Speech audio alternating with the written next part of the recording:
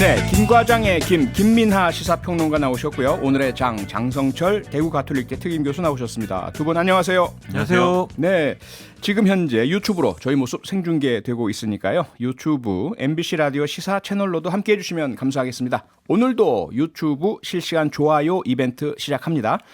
뉴스아이키 유튜브 생방송을 클릭하시고요. 그 화면 아래 보시면 엄지가 올라간 좋아요 버튼이 있습니다. 이 버튼을 꾹 누르시고요.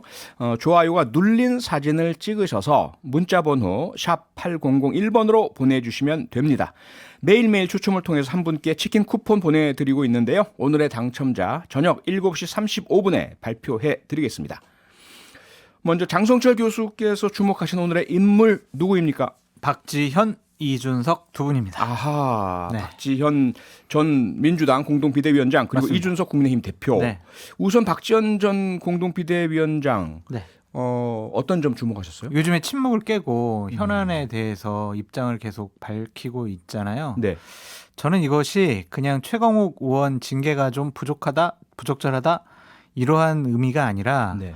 나는 8월달 전당대회 때 출마할 거예요라는 예. 자기 고백성 선언이 아니냐라는 생각이 듭니다. 아, 그래요? 본인은 자기 정치 하겠다고 그랬잖아요. 정치하고 싶다고 얘기했잖아요. 예. 그럼 이번에 8월달 전당대회라는 큰 이벤트에서 네. 저는 대략 최고위원 정도 출마할 거라고 예상을 하는데 네. 출마해서 공식적으로 선출직 당 지도부에 가려고 하는 것이 아니냐라는 생각이 들어요. 예. 안 그러면요. 네. 다음번 2024년 총선 때까지 정치권에 큰 이벤트가 없거든요. 아하. 그럼 본인이 정치를 할 수 있는 수단과 방법이 없어요. 네. 그렇다면 이번에 8월 달에 내가 나를 통해서 당을 개혁하고 싶어 하고 네. 진보 진영이 다시 살아나기 위해서는 박지원의 목소리가 필요하다라는 분들의 지지를 받아서 네. 좀 당 지도부에 입성하고 싶어 하지 않을까. 그래서 최강욱 의원에 대한 질타를 계속하고 있는 것이 아니냐라는 네. 생각이 들어요. 김민하 평론가도 같은 의견이신가요?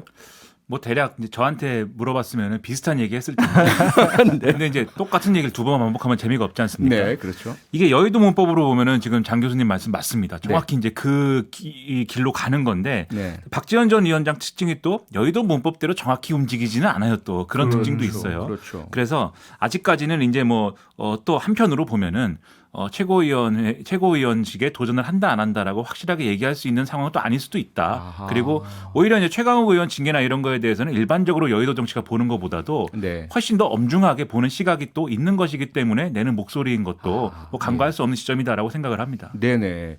분명히 그 두 가지 가능성 다 있어 보이는데 네. 최근에 민주당 내 전현직 의원들이 박지원 전 공동비대위원장을 향해서 대단히 강하게 비난을 막 하고 있는 것도 결국은 질타를 그런 많이 맥락으로 보십니까? 그러니까 이제 지지층과 예. 또한 지지자들 그리고 의원들 갈리는 것 같아요.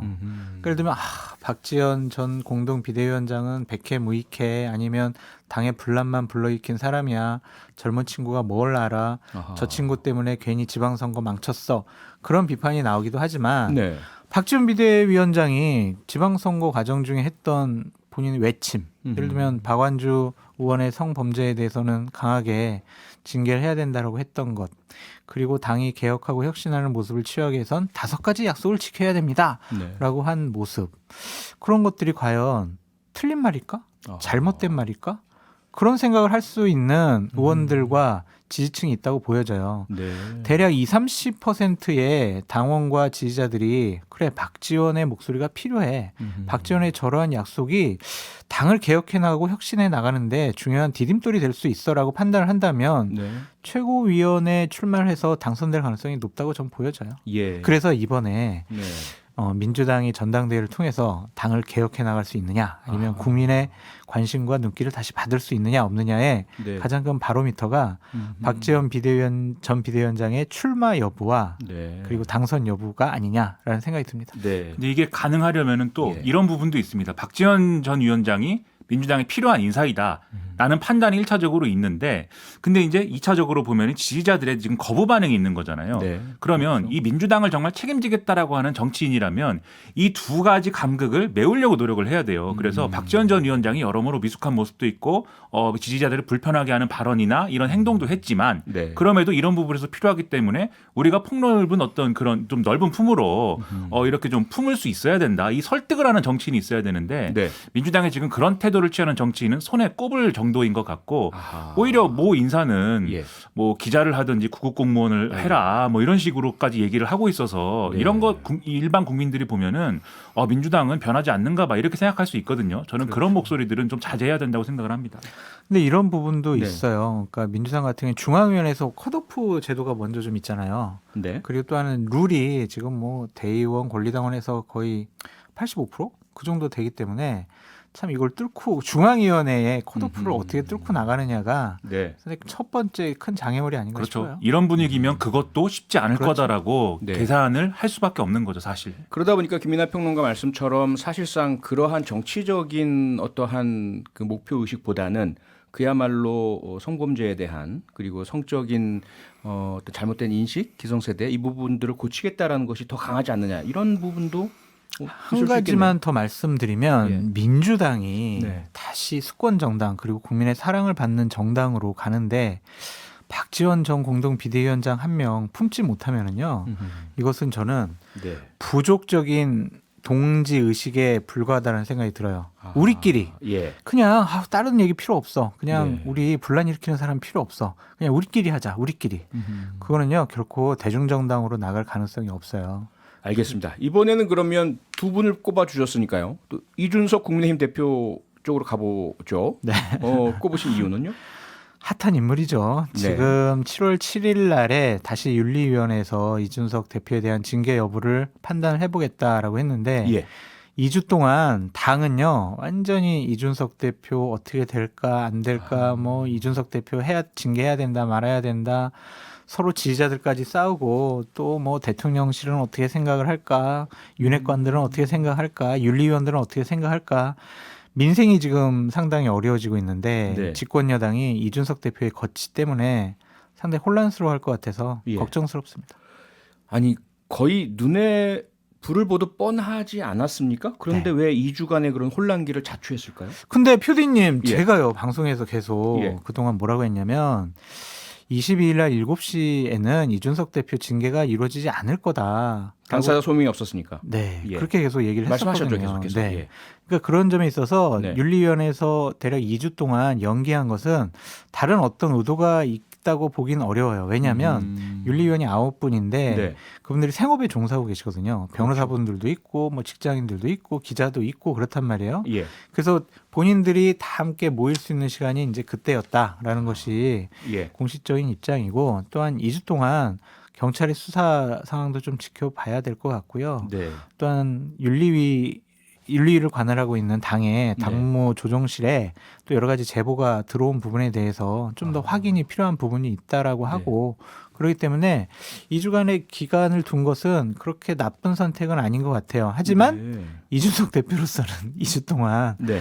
정말 힘들고 어려운 기간을 또 견디게 생겼다. 참 예. 안타깝다라고 말씀드립니다. 윤리의 그 네. 지금 일정에서 주목이 되는 거는 네. 어제 이제 그 지금 뭐 언론은 뭐 징계 유보다 뭐 이렇게 쓰고 있습니다만 예. 절차가 계속 진행되고 있는 거죠. 그러니까 이게 수사에 비유를 하면은 이준석 대표를 피의자로 한 이제 이준석 대표 사건을 입건을 한 것이고 네. 그다음에 여기에 참고인으로 김철근 정무실장을 부른 것이고 네. 그 자리에서 김철근 정무실장이 증거인멸의 피의자가 된 거죠. 이제 어제 이제 그런 상황이고 예. 그러면 증거인멸 교사를 했는지 안 했는지에 대한 이준석 대표의 원래 이제 이거 뭐 주범 종범 이런 표현도 하던데 주범의 죄를 이제 따져봐야 되는 게 이제 예. 2주가 미뤄진 것인데 네. 그런데 윤리의 입장에서 또 주목이 되는 거는 그날 심의 의결을 하겠다라고 했어요. 그러니까 그날도 예를 들면 추가로 그러면 소명을 들어보거나 좀 더 얘기를 해봅시다라고 미루지 않겠다라는 입장인 거거든요. 지금 네. 그렇게 볼 때 그러면 이런 흐름이라고 하면은 이준석 대표에 대한 징계가 어떤 방식으로든 결론이 난다는 거고 그렇죠. 그건 내용이 아마 있지 않겠느냐 이렇게 생각이 되거든요. 네. 그럼 이준석 대표 입장에서는 지금 상당히 어려운 상황이 아닐까 싶은 거죠. 네. 근데 기본적으로 저는 이준석 대표를 징계하겠다라고 생각하는 윤리위원회가 잘못된 판단을 하고 있다라고 말씀드릴 수밖에 없어요. 그래요. 왜냐하면은 뭐 성상납을 10여 년 전에 받았다라고 확정적으로 경찰 수사로 지금 나온 게 없잖아요. 네. 그냥 특정한 유튜버가 이런 식으로 보도를 했고 그걸 예. 또 당으로 제보를 했고 경찰 수사는 지금 진행되고 있는데 그 접대를 했다고 하는 당사자가 무슨 말을 하려고 하는지 가서 들어보고 또한 뭐 투자 계약서 뭐 7억 정도 썼다라는 것을 갖고 네. 품위 유지 의무 위반을 했다. 그러니까 당신은 당원권 정지. 그래서 당 대표로부터 쫓아낼 거야라고 하는 것이 과연 객관적이고 주관적인 그런 윤리위의 독립적인 판단이냐라고 네. 의심하지 않을 수가 없다라고 좀 말씀을 드리고 싶고요. 독립적 판단이 아니라면 어느 쪽의 판단이라고 보십니까? 그러니까 이제 이준석 대표가 없어지면 네. 자신들이 당권을 장악을 해서 2024년 공천을 통해서 자신들의 당을 만들고 그 힘으로 네. 27년에 있을 대통령 선거에서 정권 재창출을 자신들의 힘으로 하겠다라는 그룹에서 아하. 이러한 일을 벌인 것이 아니냐라는 추측과 의심이 지금 네. 여의도 한쪽에서는 나오고 있다. 그게 어느 그룹입니까? 윤핵관이라고 많이 통칭을 하죠. 네. 일단은 대통령 선거 과정 중에서 상당히 윤석열 대통령을 힘들게 하고 불편하게 했고 그러한 네. 사감이 있는 것 같고요. 아하. 이준석 대표가 내년 6월까지 예. 당 대표로서 일을 하면 자신들이 당을 장악해 나가는 데 있어서 불편하다. 아. 그래서 일단은 빨리 좀 치우자라고 네. 생각하지 않았을까? 라고 이제 많은 쪽에서 의심하는 거죠. 그런 네, 의심들이 좀 있다는 말씀이죠. 양쪽에서 씁쓸한 게 있어요. 이게 예. 결론적으로 장 교수님 말씀하신 것처럼 결국 어떤 좀 흥미 위주의 그리고 정치권에서 오래전에 퇴출된 인사가 주도하는 유튜브에서 제기한 의혹 때문에 이 상황이 벌어지고 있다. 그래서 오히려 그 퇴출됐던 그 유튜브를 하는 분이 경기도에서 선거에도 나오고 뭐 이런 거잖아요. 네, 네. 그런 상황 자체가 상당히 씁쓸한 부분이 있고 그리고 또 반대쪽 지금 이준석 대표를 둘러싼 이런 의혹이 정말 네. 한 점 지금 뭐 의심할 그럴 여지가 없는 거냐. 아하. 저는 일반인의 입장에서는 또 그렇지 않다고 보거든요. 어떤 예. 사람 윤리에서 다루는 거와는 별개로 이런 얘기가 있으니까 그럴 수도 있어. 뭐 이런 의심을 하게 되는 그런 상황이다라는 것 자체는 또 네. 우리 정치의 어떤 씁쓸한 단면이라고 생각을 합니다. 씁쓸하군요. 알겠습니다. 다음으로 김민하 평론가 가져오신 이슈는 무엇입니까? 네, 졸지에 국기문란을 저지르게 된 경찰입니다. 졸지에. 국기문란. 상당히 강하고 센 표현인데 대통령이 이런 표현을 썼다는 것이 좀 놀랍습니다. 그렇습니다. 오늘 출근길에서 예. 치안감 관련 인사 2번 나온 게 어떻게 된 거냐 네. 기자들이 물어봤습니다. 예. 여기에 대해서 윤석열 대통령이 답을 쭉 했어요. 근데 예. 요약해서 전해드리자면은 이게 기사를 보고 기사가 그렇게 나왔길래 무슨 일이냐 알아봤더니 이게 어이가 없는 일이었다. 경찰에서 행안부로 자체적으로 추천한 인사를 그냥 고지를 한 것이더라. 말도 안 되는 일이고 국기문란일 수 있다라고 얘기를 했고요. 네. 이게 대통령 제가도 나지 않고 행안부도 의견을 내지 않은 상태에서 인사가 밖으로 유출이 되고 또 이게 마치 인사가 번복된 것처럼 언론에 보도된다는 것 자체가 중대한 국기문란 아니면 공무원으로서 할 수 없는 과오이다. 라고 했거든요. 네. 국기문란이 2번 나왔습니다. 그리고 아하. 이 말에서 국기문란의 주체는 지금 경찰이에요. 그래서 지금 네. 여러모로 경찰 내외가 다 뒤집어진 상황입니다. 그러게요. 김민하 평론가께서는 어떻게 보세요? 국기문란이라고 보십니까? 근데 이게 국기문란이다라고 하려면 네. 경찰이 뭔가 의도를 가지고 그렇죠? 뭔가 그렇죠. 의도를 가지고 예. 대통령이 제거하지 않은 인사를 공지를 해서 그리고 그게 언론에 보도되도록 했다. 그렇게 해서 경찰이 얻는 게 있어야 되고 뭐 그래야 되는데 네. 뭘 얻을 게 있었는가가 상당히 의문입니다. 이게 어차피 인사라는 거는 대통령이 하는 거기 때문에 그렇죠. 경찰이 자체적으로 자기들 마음대로 인사를 공지한다고 해서 그게 뭐 확정이 되지 않거든요. 그렇죠. 그러면 이게 국기문란일까라는 의문은 좀 있는데 근데 윤석열 대통령의 시각은 이런 것 같아요. 이게 결국 애초에 이제 행안부에서 인사안을 경찰에 전달을 하면서 네. 대통령실하고 협의할 아니다라고 이제 얘기를 했는데 그것을 경찰은 최종안인 줄 알고 공지를 했다. 이게 이제 문제가 되는 거지 않습니까? 예. 그런데 애초에 이 최종안이 아니라 초안을 전달을 한 게 잘못된 거라는 건데 지금 윤석열 대통령이 볼 때는 이 초안이 경찰에서 행안부에 의견을 올렸던 그 초안이라고 보는 것 같고요. 첫째로. 네. 두 번째로 그 초안을 또 이제 경찰에 준 인사가 네. 이 행안부의 치안 치안정책관. 담당관인 예. 거잖아요. 네. 그 치안정책관인 거잖아요. 네. 근데 이 치안정책관은 또 경찰 파견 인사입니다. 경찰관이죠. 예. 그러니까 경찰끼리 일어난 일이거든요, 이게.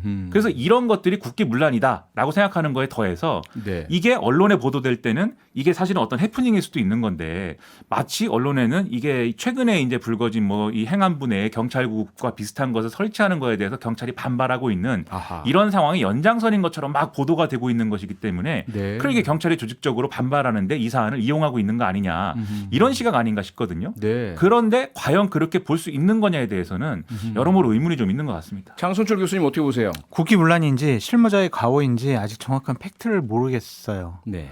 그러니까 이게 관행적으로 여태까지 이루어진 것인지 아니면은 아니 어떤 근데 강큰 경찰청장이 네. 대통령의 사인도 안 나고 예. 행안부 장관의 허락이 없었는데 치안감 인사를 어떻게 이렇게 함부로 할 수가 있겠어요. 그러니까 이거는 말도 안 되는 것 같은데 이거를 참 국기를 논란으로 봐야 되는지 과거로 봐야 되는지. 그러니까 고의 의도가 대통령께서도 있느냐 경찰이 이렇게 해서 뭘 얻겠느냐라는 김민하 평론가의 질문에 대한 답이 혹시 있으신가요? 김민하 평론가님이 정확히 말씀을 하신 것 같아요. 예. 그러니까 이 부분은 아직 솔직히 잘 모르겠고 대통령께서 감찰을 통해서 상황을 파악해 본다고 했으니 네. 일단 좀 기다려봐야 될 것 같은데 네.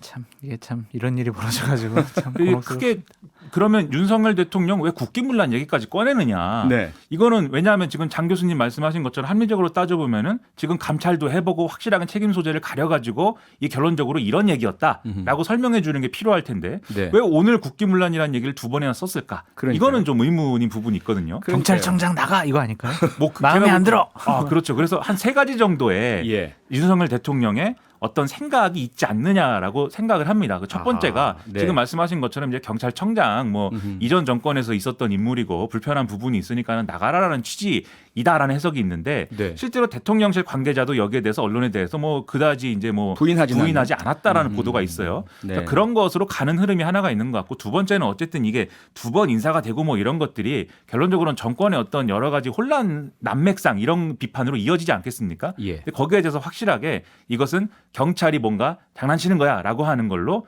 이런 뭐 여러 가지 비판을 좀 무마하고 싶은 그런 마음이 반영된 게 아닐까라는 생각을 하는데 네. 근데 저는 이런 것들보다도 제가 지금 말씀드리는 마지막 시나리오가 가장 이 신빙성이 있지 않나 해요. 이게 결국은 최근에 경찰이 집단적으로 반발을 하잖아요. 네. 행안부에 경찰국을 설치해가지고 그게 경찰의 독립성을 훼손한다. 예. 각 지역별 직장협의회에서 다 성명 내고 그렇죠. 경찰청장 뭐 하는 거냐 물러나다 차라리 예. 내부에서 이런 얘기까지 막 쏟아지고 있는데 이것을 조직적 반발을 이걸 억눌러야겠다라는 생각이 있는 것 같아요. 그래서 지금 이 얘기가 경찰이 지금 하고 있는 얘기가 왜 이렇게 되느냐에 대해서 관행이었다는 얘기를 하고 있지 않습니까? 네. 원래 이 행안부하고 대통령실 그러니까 청와대에서 일반적으로 인사를 내정해서 자기들에게 통보를 하면은 대통령 결재가 나지 않았어도 그것을 일단 공지를 하고 네. 그다음에 그 인사안이 그대로 결재가 되었기 때문에 그렇죠. 그대로 한 거다라고 한 건데 네. 여기에 대해서 윤석열 대통령하고 권성동 원내대표가 오늘 국회에 한 발언이나 이런 것들을 종합을 해보면 바로 그런 관행이 있기 때문에 행안부에 경찰국을 설치하는 게 필요한 것이다. 아하. 이렇게 가는 거거든요. 네네. 그래서 이걸 정당화하면서 경찰의 반발을 누르는 쪽으로 가는 건데 그런데 저는 이게 오히려 이 좀 세간에서 볼 때는 오히려 이게 경찰 길들이기 아니냐라는 비판이 나올 수가 있어요. 그러니까 그 이전 상황보다 네. 오히려 이렇게 경찰에 대해서 나름의 논리를 만들어서 억누르려고 하는 게 예. 길들이기다라는 논란이 나올 수 있기 때문에 오히려 대통령 입장에서는 이건 실무자의 실수이다라고 하면서 상황을 좀 통합적으로 이끌어가는 게 필요할 텐데 이렇게 가는 건 좀 우려가 커질 수밖에 없지 않는가 이런 좀 생각이 좀 듭니다. 그러니까요. 이제 대통령이지 검찰총장은 아니잖아요, 더 이상. 네. 그러면 경찰 검찰 나눠서 검찰만 이뻐하고 경찰은 미워하고 이러시면 안 될 것 같은데. 근데 저는 한 가지 네. 꼭 말씀드리고 싶은 게 예. 그 경찰도 민주적 통제가 필요하다라는 생각이 들어요. 그건 당연하죠. 막강한 지금 수사권을 갖게 됐잖아요. 네. 그렇다면 당연히 견제를 해야 될 필요성이 있고 네. 그것이 그냥 경찰의 독립성 뭐 이런 것들을 보장하기 위해서 예. 건들지 마, 통제하면 안 돼 이렇게 하면 안 될 것 같고요. 당연하죠. 일단은 인사 문제, 예산 문제, 감찰 문제, 징계 문제 이런 것들은 행안부에서 어느 정도 좀 감찰권을 좀 갖고 있는 게 네, 맞지 그 않나 부분은 싶습니다. 그런 의견도 있고 지금 경찰위원회가 있으니까 네. 실질화를 통해 해결하자는 의견도 있죠. 오늘 여기까지 하죠. 네. 김민하 시사평론가, 장성철 대구 가톨릭대 특임 교수 두 분과 함께했습니다. 수고하셨습니다. 감사합니다. 평일 저녁 6시 5분에 여러분을 찾아갑니다. MBC 라디오 표창원의 뉴스 하이킥.